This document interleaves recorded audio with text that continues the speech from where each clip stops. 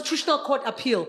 It will be 20,000. I'm urging all lawyers. Just to file? All lawyers. I'm going to look for the money myself and anybody else who wants to help us. Alta, please, Wayne, you're my friend. Wayne, please.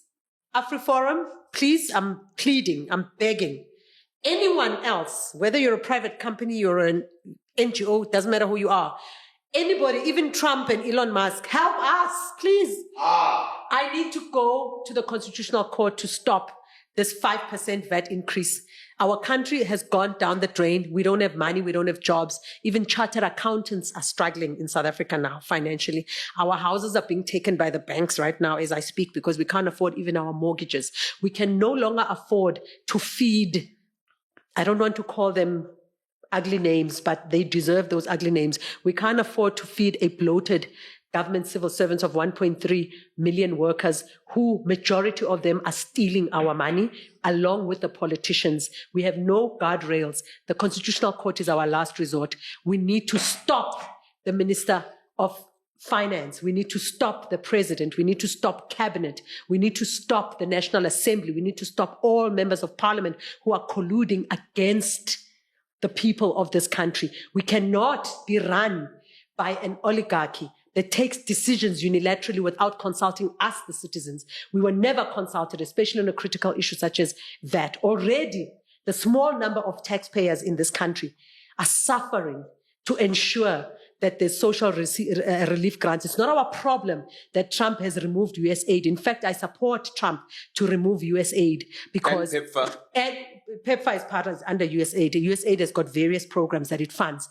PEPFAR is part of USAID. We can no longer become irresponsible citizens who stand by, especially the wealthy citizens who are capable of assisting us now. This is a constitutional matter. It's not a high court matter. We go straight to the Constitutional Court. We pass everything. A constitutional matter goes straight to the Constitutional Court. Please. We cannot afford any VAT increase. In fact, we need to go to the Constitutional Court to reverse the first increase of 7.7% that Zuma put in place before he left in 2018 that took us from 14% to 15%. It was already unjust. The biggest injustice is the fact that we have no control over how much money, our money is stolen from every municipality, every provincial government, every state agency of a municipality, of a provincial government, every state-owned company, every government-owned company, every regulatory body. In South Africa, I counted on my own 116 different taxes that we pay. We are the most overly taxed country. We're probably the most overly taxed developing nation in the world. The kinds of taxes that we pay are unjust, are inhumane. They are beyond what apartheid did to us. The apartheid government developed this country, albeit with separate economic development, albeit under racial policies. But we had less unemployment than we have now. We had less crime than we have now. We had less people being raped than we have now. We had competent prisons. We had competent schools. We had competent hospitals. We had competent courts. We had even the death penalty to protect us from the animals that are roaming the streets now. Animals who don't even have permission to be in South Africa. Illegal immigrants who can kill anyone and get away with it because they have no fingerprints. They can't be traced. And we have people who defend them through illegal and unconstitutional acts like the Bella Bill that says a child who is here illegally can stay illegally. Their parents can stay with them. How do you stay in a country illegally when your parent is a criminal? That nonsense needs to be taken to the Constitutional Court. We are not going to pay that. As much as we didn't pay for the e-tolls in Gauteng. By the way, in Gauteng, we didn't pay for e-tolls because people like me and many other people stood firmly by OUTA and said, we are not paying as badali. And we never ever paid. Upanyaza last year, wasukuma ukdawa, wati yena, uzosfagela amanyama e-tolls. I even did a video on TikTok about that. And many people responded and took it to Twitter, and it was effective. And he stopped more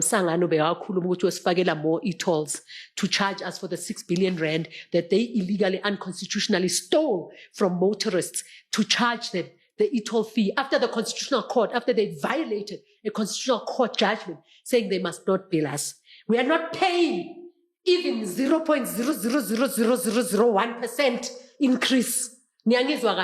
We are not going to be held hostage by criminals. We've been held hostage enough by criminals in this country.